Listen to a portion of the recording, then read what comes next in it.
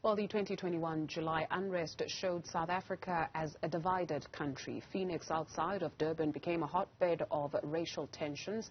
Earlier today, government revealed that 164 cases were investigated in that area and 69 people were arrested for various crimes, including murder and attempted murder.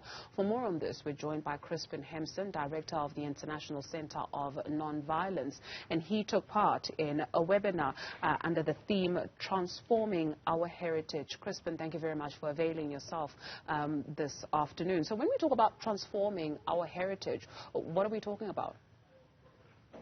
Yeah, I think, Dodo, the events of last year revealed very deep ruptures, both between communities and within communities.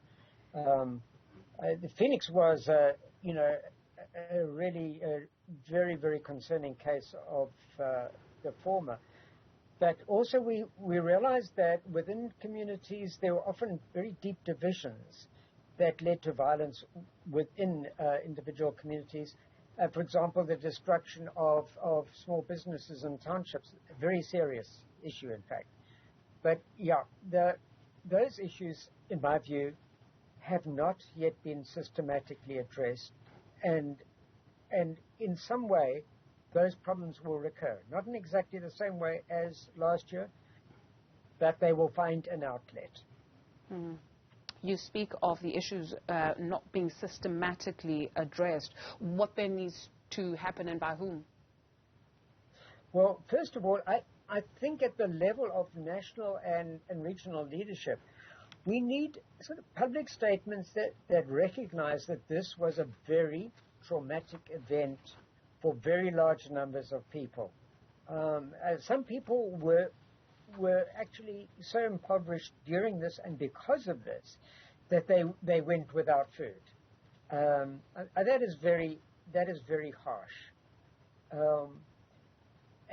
Beyond that, though, we need reassurance that the state is taking full responsibility for prosecuting with vigor and even-handedness whoever was responsible for whatever actions of violence.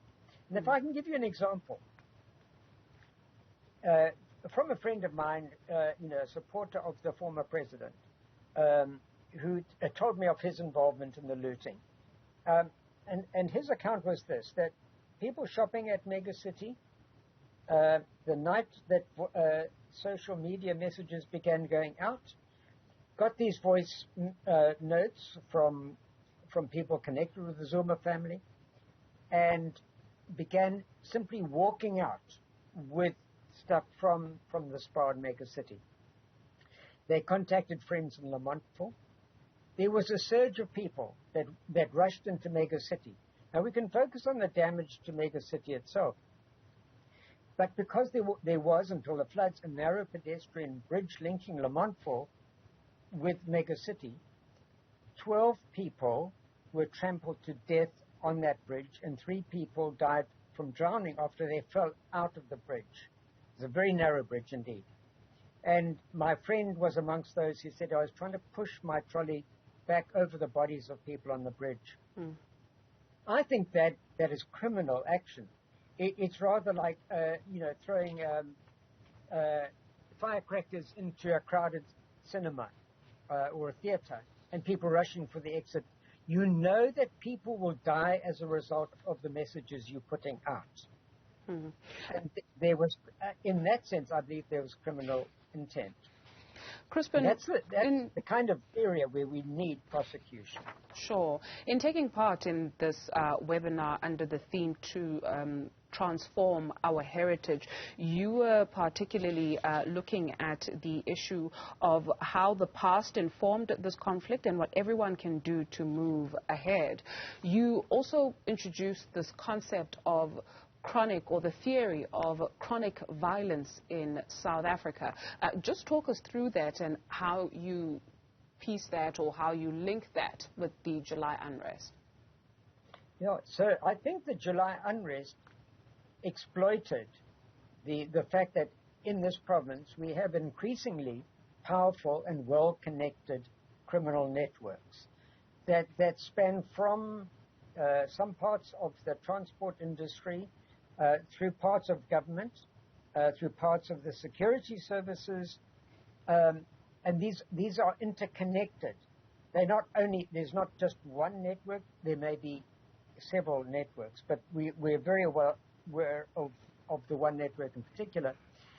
And violence is spread through the society, not just through that network, but by the way that people come to accept it. I was listening to a student last night talking of her research in the Ananda area, which she knows extremely well, talking about the experiences women have to go through. That throughout their days, there are economic forms of exploitation against them. There's sexual exploitation. When they try to start businesses, that's new opportunities for harassment and exploitation. I myself witnessed an episode of sexual harassment this morning, just in my everyday life. So violence is spread across the society. We need interventions which link across different sectors. We need education to work with government. We need faith-based organizations in parallel with people within government, in civil societies and NGOs, in community organizations. Concerted action that would address specific problems and gradually build the capacity of our society to hold violence back and finally to advance to a more hopeful situation. One element that is terribly lacking at present is ethical leadership, in my view, because the problems are so many and so multifaceted that you cannot deal with it on a bit-by-bit basis.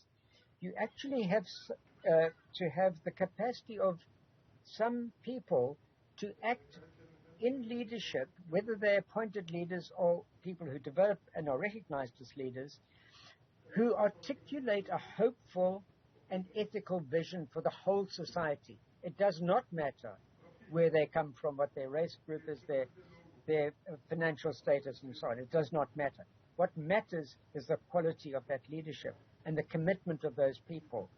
And we are not. Crispin Hemson is the director of the International Centre of Nonviolence. Unfortunately, that's all we can afford. The point well made about a lack of ethical leadership.